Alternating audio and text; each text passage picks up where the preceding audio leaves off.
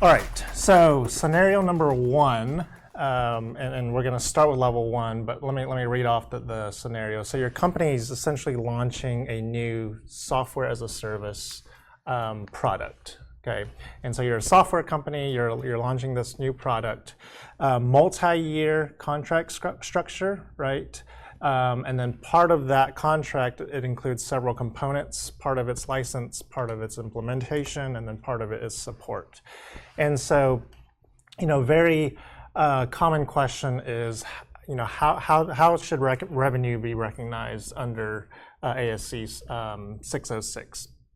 And so, that may be a technical research question. You can apply this to a myriad of different scenarios, but here we're just going to look at that specific scenario. So when you think about that, in terms of prompt guidance for level one, so remember level one, we're in a web-only, more conversational AI, not grounded in work, not specialized or agentic.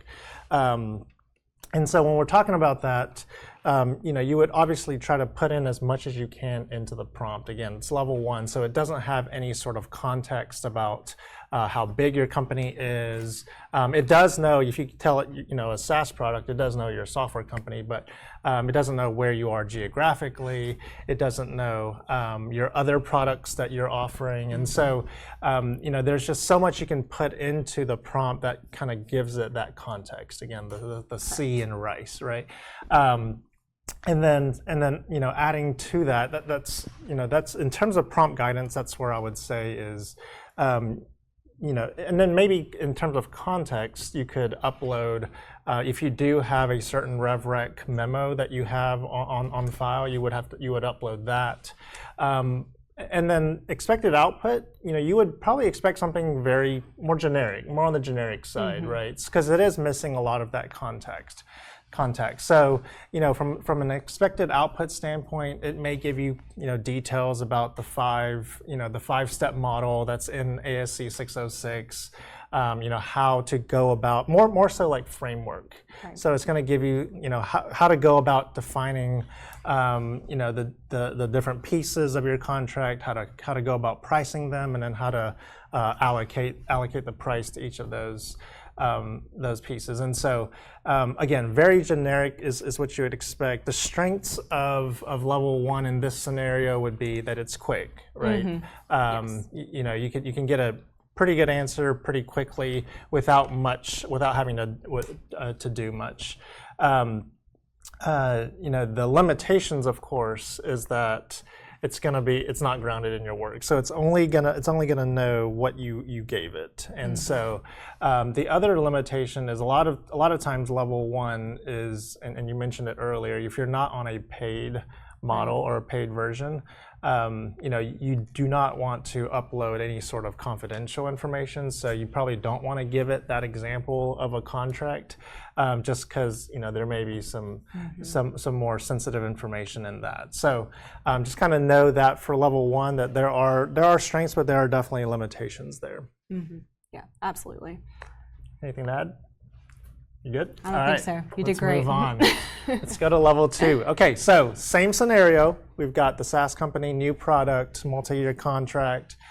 But now we're going to move to level two. And again, level two is work grounded. So this AI model is grounded in, has access to your emails, has access to calendar events, has access to transcripts from meetings maybe, has access to your entire intranet.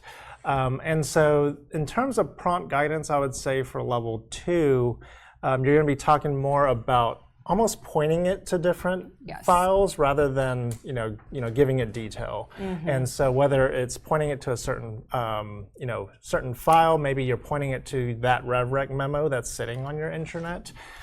Maybe you're asking it, hey, look up any sort of correspondence I've had with my auditors regarding revenue recognition, right? And then also kind of filtering it down to a certain, maybe you want to look only in the past year, because from a obviously with constant updates to the standards, you want information that's more current rather than outdated. And so with work grounded AI, now it's really able to look at kind of in a holistic approach, look at everything that you have access to and develop an output using a lot of that. And a lot of times too, even in the work grounded, I know that the part that we're talking about right now is related to everything that you would have internally for this. But the majority of them also have access to the web as well. And even giving that additional context from your work, but then letting it know, hey, also pull examples or some guidance out from the web as well, then it can kind of marry all of that together. So they're really not an either or when it comes to web versus work. They can absolutely be put together. Definitely.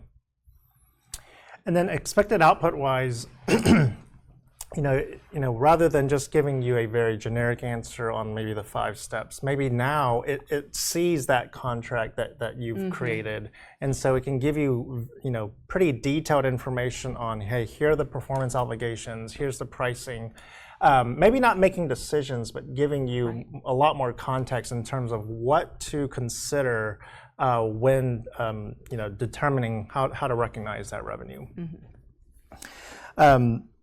Strengths, obviously, it's grounded in a lot of the information that you have access to. That can be a weakness too, because if there is anything missing in that, then it's not going to have access to that, and so your response is going to be a little bit biased towards kind of what you have access to, and so keep that in mind.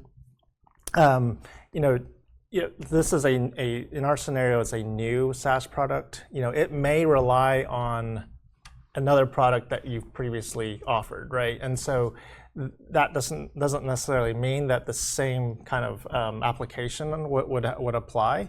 So that's also another limitation, is that it could be relying on a previous way that you recognize revenue, and that may be incorrect for this new product. And so you kind of have to be aware of that it does have access to things that you may not want it to have access to, because then it's like, okay, I don't want it to rely on a previous product. I really want it to focus on this one.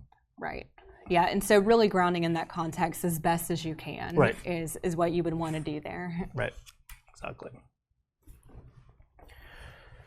And then moving on to level 3. So this is kind of where it's a really specialized, purpose-built AI. So really, we're almost building this AI just for this purpose.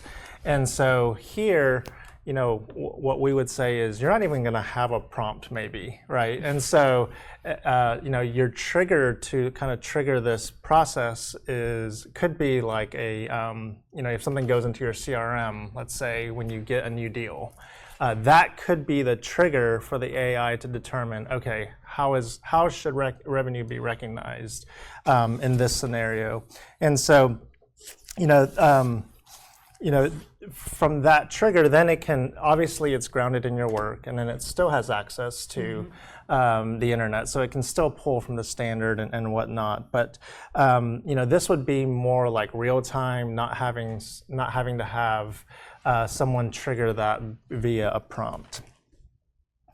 The expected output here, again, as soon as you hit, mark that the deal or the contract is signed, it's already going through this process. So it may automatically summarize contract terms.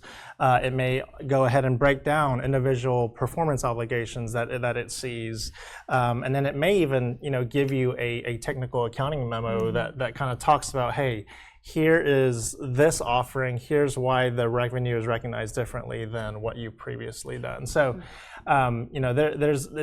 it's very specialized, but it does have a very specific purpose.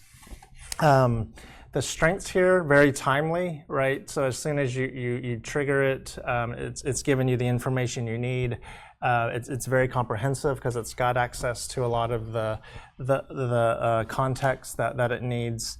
And a big strength here is that the output usually is pretty standardized, just because there's not really a prompt. Like a lot of the prompt is almost scheduled, or not scheduled, but like kind of built in, right? And so a lot of the output, while it may not be exactly the same and consistent across, it's going to be more consistent than if you were to write up a prompt, right? And so that's definitely a strength of level 3 in general. Limitations, obviously, like very expensive to create, right? From a time and a monetary standpoint, could be very complex. Like, do you even have the expertise to create an agent that does this very specific task, right?